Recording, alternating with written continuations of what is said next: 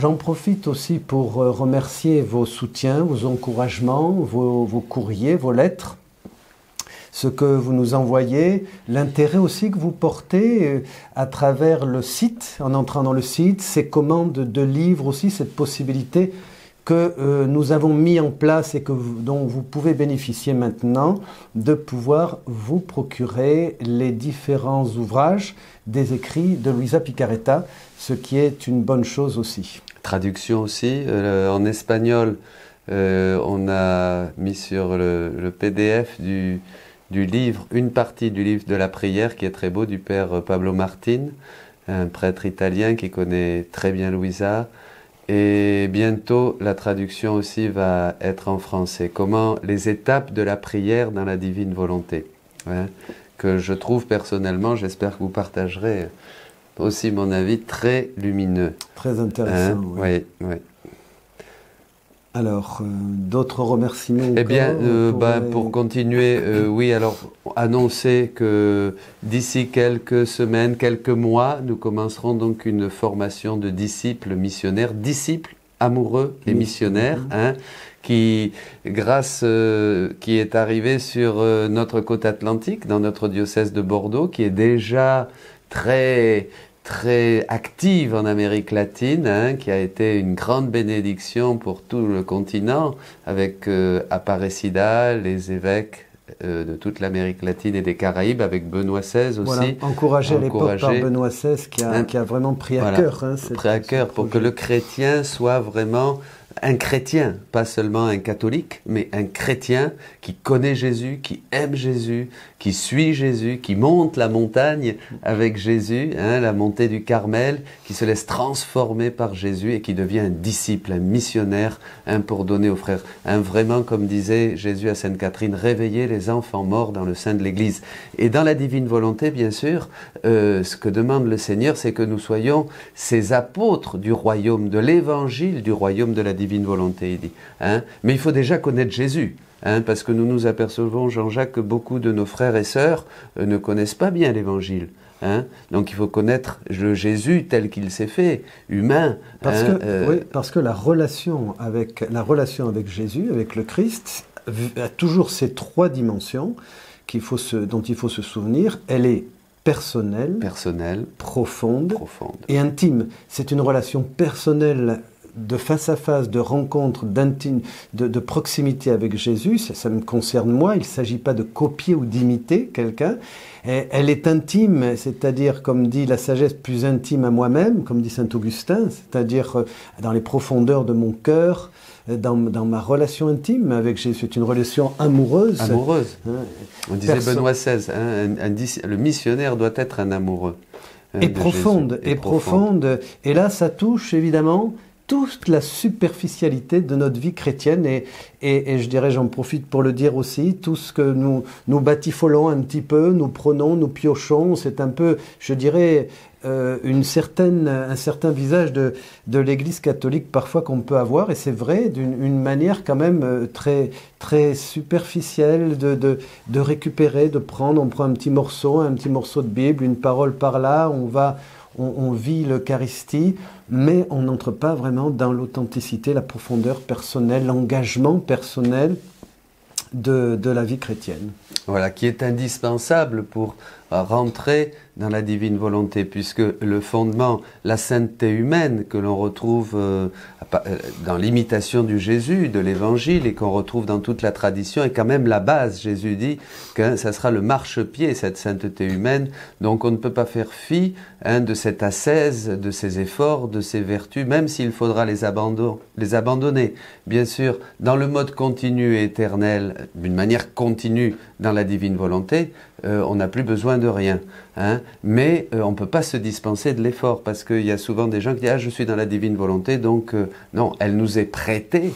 Hein, elle nous est prêtée quand nous faisons des actes, évidemment. Hein, elle s'étend, elle fait naître ses soleils en nous, mais on n'est pas du jour au lendemain quand même dans le mode continu et éternel. Hein, même si c'est une très grande grâce, puisqu'on sent tout de suite cette force de Dieu, parce qu'il y a des questions qui nous sont posées à travers beaucoup d'emails, cette force de Dieu à partir du moment où on s'est décidé.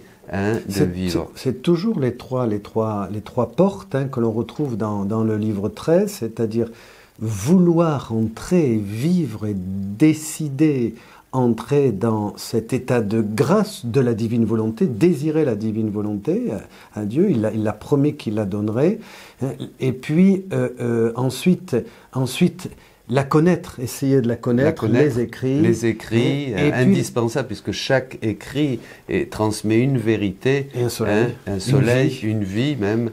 Donc, rentrer dans cette connaissance, et c'est souvent parfois ce qui nous manque, il y a un peu de paresse dans le fait que on pense que voilà, c'est donné, d'ailleurs c'est un esprit très catholique, on reçoit tout, et on ne fait pas d'effort. Donc connaître, et puis la troisième porte, c'est l'aimer, l'apprécier. Dans le désir, il y a cette relation personnelle, amoureuse, aimer, apprécier, entrer dans la divine volonté, y rester. Bien sûr, c'est ça. Et on retrouve cette même paresse quant aux évangiles. Il faut lire les évangiles. Il faut lire les évangiles, mes amis. Il faut vraiment connaître Marc, Matthieu, Luc. Il faut passer du temps. Et alors, au début, on ne goûte pas la saveur de l'évangile parce qu'on n'a pas l'habitude. Mais à force, le visage de Jésus se dessine dans nos âmes. Au fil des pages, le sourire de Jésus, la bonté de Jésus, l'humanité de Jésus. C'est merveilleux. Et c'est cette humanité qui va être d'ailleurs le chemin pour entrer dans la divine volonté. Voilà. Alors, mais pour dire aussi que... Pardon, tu voulais dire quelque chose? Non, oui, mais enfin, on va entrer dans le... Dans Facebook, nous avons donc un Facebook, maintenant 2 Facebook, et un qui va être plus spécialement pour les disciples amoureux missionnaires. Vous pouvez déjà le voir. Il va être actif de plus en plus, bien sûr, au fur et à mesure que nous allons donner cette formation que vous trouverez sur le site, pour être vraiment aujourd'hui dans notre monde des disciples, des amoureux et des missionnaires de Jésus-Christ. Et voilà. Alors, nous allons donc poursuivre, continuer en tout cas cette méditation des textes de Louisa, et nous sommes au 21 mai 1913. Dans ce livre 11, Comment se consumer en Dieu, je lis. J'étais dans mon état habituel quand mon toujours aimable Jésus me dit, ma fille, je veux en toi une véritable consommation, pas imaginaire, mais vraie, bien que réalisée d'une manière simple. Supposons qu'une pensée te vient qui ne soit pas pour moi, alors tu dois y renoncer et lui substituer une pensée divine. De cette manière, tu auras consumé la pensée humaine au profit d'une vie de pensée divine.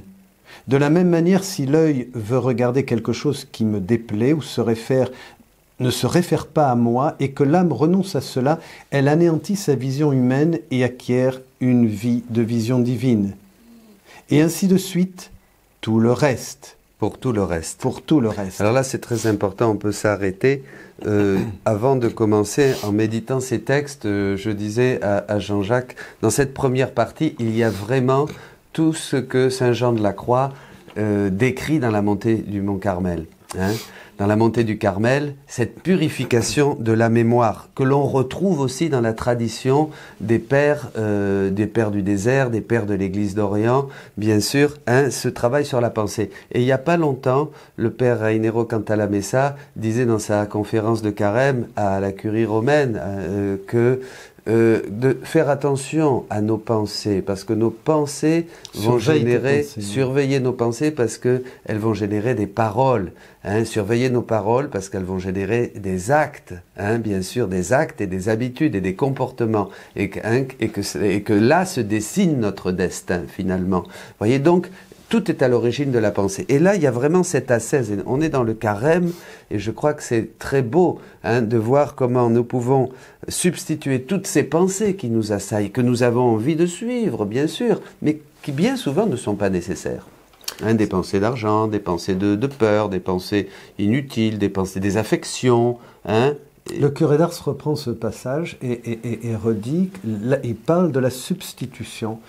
Et comme ce texte l'indique, et substituer, c'est vrai, substituer suppose toujours quand même un effort de notre part, parce que comme tu viens de le dire, effectivement, on laisse courir des pensées qui vagabondent. il suffit de quelques instants et on est perdu. On le voit très bien à la messe, par exemple. On le voit à la messe, bien quand tu sûr. prêches, etc. Alors des fois, enfin bref. Et des fois, il y a des distractions et on passe beaucoup de temps. Une personne me disait l'autre jour au marché, là, je pensais, oui, mais là, on est en train de... Elle le dit elle-même, elle dit, oui, on reste comme ça, fixé sur des choses et on oublie l'essentiel. Et évidemment, ces pensées ne conduisent pas, alors pour la plupart, quand ce sont des pensées qui ne conduisent pas, qui élèvent pas le cœur, qui n'alimentent rien du tout, nous perdons du temps, c'est vrai, nous nous éloignons de l'essentiel. Nous sommes plus attentifs. Comme dit Jésus à Louisa, sois attentif. L'attention, on verra qu'il y a l'intention dans la divine volonté, le désir et l'attention. Et l'attention, c'est une attention aux pensées. Donc, on rejoint la prière continuelle. Il faut tendre vers la prière continuelle, vers le recueillement, l'attention, et c'est ça qui va nous ouvrir et nous permettre, comme nous allons le voir, de faire nos actes dans la divine volonté. Donc là, on est dans une ascèse vraiment de carême, mais en fait, c'est toute la vie, anéantir, consumer une pensée humaine pour la substituer à une pensée divine. Et pareil avec l'œil. Oui, exactement. Parce qu'aujourd'hui, on est dans une civilisation, dans une société d'image. Quelqu'un me disait hier que son fils était continuellement sur son téléphone portable, qu'ils avaient tous à la maison le téléphone portable et que la famille se réunissait. Et là, il y a une ascèse, bien sûr. Oui, et alors par exemple, on se demande beaucoup en ce moment, jeûner de nourriture, etc. Bon, entre parenthèses, on s'aperçoit qu'aujourd'hui, le jeûne de nourriture s'est substitué à la diète. Beaucoup de gens font des diètes, donc une manière de s'économiser, de prendre soin de sa santé. On n'est plus dans le jeûne. Mais par contre, tout ce qui est du domaine de la pensée et du regard, là, pour le fait, il y a vraiment matière à jeûner, puisqu'on est beaucoup plus, c'est vrai, tu viens de le dire, agressé, en tout cas sollicité par les images, la télévision, les journaux, les pages publicitaires qui nous parcourent, ainsi que tout ça s'alimente nos pensées. Bien sûr. Et je pense que l'effort du carême, cette substitution, ramener une pensée divine, une pensée religieuse, une pensée spirituelle, c'est tout de suite avoir, alors c'est une attitude personnelle de renoncer, de mettre une autre image. C'est impressionnant comme tu t'en es rendu compte, on parle de tout sauf de Dieu. On parle de tout sauf on parle des autres, on critique, on donne des images, on émet des jugements sur les personnes, sur le monde, les prêtres, le changement est tel. C'est impressionnant comme nos conversations reflètent ce que nous avons dans notre cœur. Oui, et puis nous rabaisse continuellement.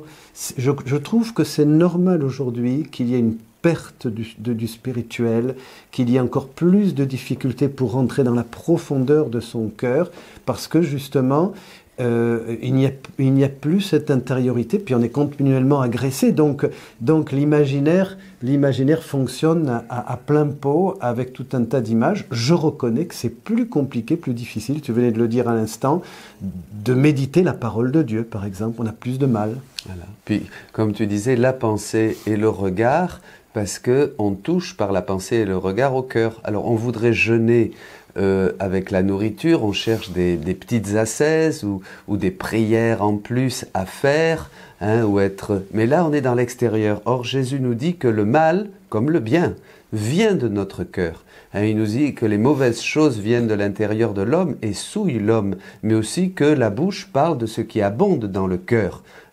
Et donc ça c'est très important de voir que l'œil et la pensée sont directement connectés au cœur, avec le cœur. Et en plus, quand on pense que toutes les pensées que nous avons qui sont humaines, finalement, tuent une pensée divine en nous, puisque notre pensée, nos pensées, Jésus, dans la divine volonté, nous fait participer à ces pensées. Nous voulons penser avec les pensées de Jésus, nous voulons regarder avec le regard de Jésus, nous voulons parler avec la bouche, travailler avec les mains de Jésus. Donc dès que nous sortons de la divine volonté, eh bien, c'est autant d'actes qui sont perdus. Et autant d'actes suspendus que Jésus nous a donnés par sa passion et sa résurrection et sa vie sur terre, tous ces actes que le Seigneur nous a et qui sont là suspendus pour que nous les prenions. Et nous allons justement dans notre deuxième point, quand nous renonçons Alors je vais comme je ressens ces vies divines nouvelles couler en moi, prenant part à tout ce que je fais. À tout ce que je fais. C'est exactement ce que nous disions. J'aime tant ces vies que je cède tout pour elles. Je termine, si tu veux. Oui, mais là, tout ce que je fais, c'est très très important, puisque en renonçant à ces pensées humaines pour les substituer à des pensées divines, en renonçant à ce que j'aurais envie de voir. Je suis dans la rue et aujourd'hui, j'ai envie de regarder à droite, j'ai envie de regarder à gauche, passer devant la boulangerie, voir les chocolatines peut-être. Vous voyez, ce sont des choses très simples, hein, où j'ai envie de voir la télé est allumée à la maison, j'ai envie de voir des publicités. Alors vous allez me dire, certains vont dire, ah mais c'est très dur, c'est radical. Oui, c'est vrai.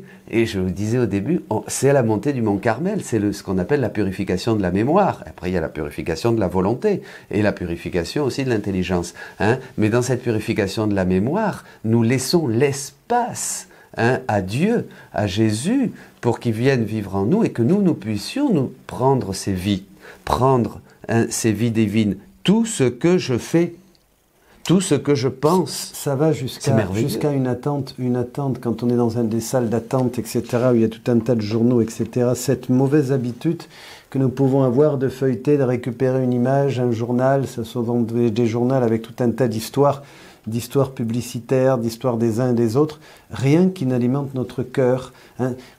Je pense que, en fait, c'est toute la spiritualité de demeurer unis avec le Seigneur, de savoir vivre avec lui. Comme tu viens de le dire, l'écho qu'on entend quand on prêche ceci, mais vous êtes radical, c'est l'évangile, c'est rien de plus que l'évangile finalement. C'est radical et c'est une odeur de mort pour ceux qui vont vers la mort, dirait saint Paul.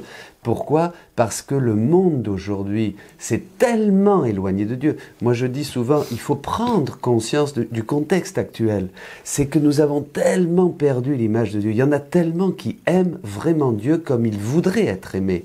Hein, on s'est fabriqué un christianisme, on s'est fabriqué une religion, hein, et donc alors il faut aller vraiment peu à peu, petit pas, parce que sinon les gens, nos paroissiens, ceux qui nous suivent vont dire « Oh non !» mais ils ne savent pas le bonheur qu'ils perdent. Vous exagérez, mon père. Exagérez, voilà ce que j'entends. Hein, voyez mais effectivement, ce n'est pas exagéré que de rappeler la grandeur, la beauté, comme dit saint Paul, le merveilleux et la puissance contenue dans la parole de Dieu, dans l'Évangile. Jésus nous attire à lui. Si nous sommes continuellement attachés à un certain nombre de choses, jamais nous allons goûter cette plénitude de l'amour de Dieu. Comme je ressens ces vies divines nouvelles couler en moi, prenant part à tout ce que je fais, j'aime tant ces vies que je cède tout pour elles. Les âmes qui font ainsi sont premières devant moi, et si je les bénis, d'autres sont bénis à travers elles. Elles sont les premières à bénéficier de mes grâces et de mon amour, et à travers elles, d'autres profitent de mes grâces et de mon amour. On va terminer avec ça, mais là c'est très très important. Vous voyez, le profit, on a tout à gagner. Je me souviens que quand j'avais commencé en découvrant Louisa, j'étais surpris dans le tome 1 quand Jésus dit à Louisa « Mais qu'est-ce que tu regardais là ? Je ne veux pas que ton regard aille au-delà de ce que moi je désire. » Je te rappelle. Hein, et je me dis oh, « Non, alors c'est raide. Hein. » Mais non, mais en fait, c'est vrai parce que peu à peu, le regard de Jésus, l'intimité avec Jésus nous séduit. Hein, et tout ce qui nous entoure va prendre une certaine fadeur. Et nous allons tout regarder en Jésus, même nos frères, même la nature, même les belles choses. Mais il faut une purification du regard. Il faut vraiment une purification des regards. Et alors là, on est dans la bénédiction de Dieu. La purification passe toujours par une décision personnelle, une décision de se placer sous le regard de Dieu, une décision de le voir, de le chercher en toutes choses, dans les personnes, dans le monde qui nous entoure, dans la nature que nous pouvons regarder, si je suis dans un milieu fermé, professionnel, dans les choses concrètes, petites choses toutes simples que je fais, de prendre ce stylo, d'ouvrir ce livre aujourd'hui, de l'avoir devant vous, d'installer une table, de prendre le balai, puisque notre vie est dans le concret des petites choses, surtout ce que nous vous disons, croyez-le bien. Et encore une fois, Dieu n'aurait jamais pris le risque de laisser un message aussi beau et aussi puissant qui ne soit pas abordable dans notre vie quotidienne, qui soit au-delà de ce que nous pourrions faire. C'est la vie concrète, c'est ça qui est merveilleux dans la divine volonté et qui est lumineux et qui doit nous encourager dans l'espérance. Hein, n'est-ce pas ? Exactement. c'est dans les petites choses concrètes. Je vous disais, hein, cette ascèse du regard. D'ailleurs, il faut toujours rappeler hein, cet aspect positif réalisé et fort. d'une manière simple. Voilà, très dit simple. Jésus au début, réalisé d'une manière par simple. amour pour Dieu. Faisons-le ensemble par amour pour Dieu. Et au nom de tous ceux qui ne le font pas, parce que là, ça se termine avec cette note universelle. À travers elle, d'autres profitent de mes grâces. Alors ça, c'est encore une autre dimension merveilleuse, c'est-à-dire que vivre dans la divine volonté a une portée d'évangélisation qui nous dépasse. Nous embrassons tous les hommes, en commençant par ceux et celles qui sont avec nous, nous les entraînons avec nous. C'est ça qui est merveilleux. Hein, et nous devenons comme le Christ qui embrasse l'humanité, nous participons à cette œuvre de salut. C'est extraordinaire, extraordinaire. Si nous oublions cet aspect dynamique, puissant de la vie missionnaire de chaque chrétien, eh bien, nous sommes dans l'ignorance. J'aime bien le rappeler, moi.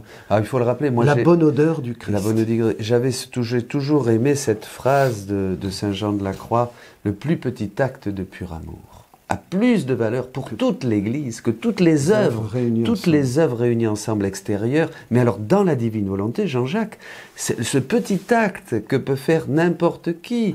Toi qui es malade sur ton lit, toi qui travailles à la maison et qui repasse le linge, ou aller chercher son pain en marchant dans la rue, chaque pas, chaque chose, mais c'est extraordinaire, chaque regard, chaque chose faite dans l'amour et dans la divine volonté, ce qui est la même chose, a une valeur absolument universelle. Et c'est la vie chrétienne, parce que nous ne prêchons pas une espèce d'ascèse ou une spiritualité qui viendrait se rajouter à une autre spiritualité. Tu vois ce que je veux dire? Parce qu'on entend ça aussi. Eh bien oui, la divine volonté, alors un autre mouvement, c'est le cœur de la vie chrétienne. Oui, vivre exactement. chaque instant unis, fusionnés dans l'amour, se laisser imprégner de la plénitude de l'Esprit Saint, c'est laisser l'Esprit Saint se mouvoir, parler, regarder, manger, etc.